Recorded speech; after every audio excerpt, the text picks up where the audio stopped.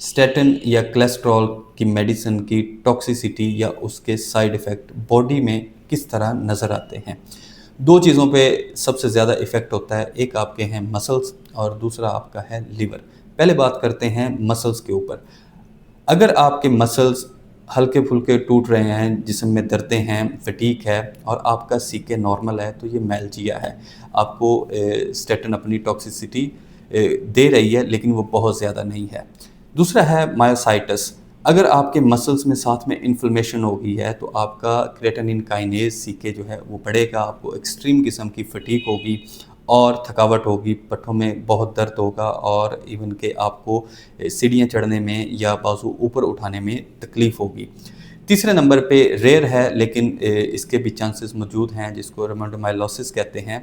इसमें एक्सट्रीम किस्म के आपके मसल्स टूट जाएंगे और आपके मसल जब टूटेंगे तो वो मायोग्लोबिन को ब्लड में रिलीज़ करेंगे।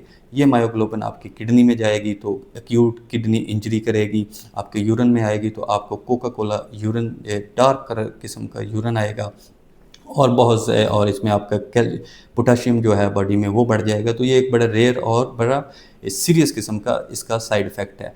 फिर बात करते हैं जिगर के ऊपर। जिगर में आपके जाके ये एएलटी और एएसटी के जो एंजाइम्स हैं जिगर के, ये उनको बढ़ा देगा। आपको जॉइंटिस होगी राइट साइड पे, जिगर वाली साइड पे आपको पेन होगा, फटीग होगी और साथ में आपको यूरिन जो है वो डार्क कलर का, येलोइश कलर का आएगा। न्यूरोलॉजिकल भी इसके साइड इफ़ेक्ट्स हैं, उसमें वही पेरिफेरल न्यूरोपैथी, नमनेस और टिंगलिंग जैसी सेंसेशंस जो हैं वो पैदा कर सकती हैं। तो अगर आप स्टैटिन की मेडिसिन ले रहे हैं तो हमने लास्ट वीडियो में कुछ मेडिसिन्स और कुछ रिस्क फैक्टर्स के ऊपर बताया था, तो आप उनको भी देख सकते हैं और आपको आइडिया हो कि स्टैटिन की दवाई किस तरह महफूज ले सकते हैं। बहुत शुक्रिया।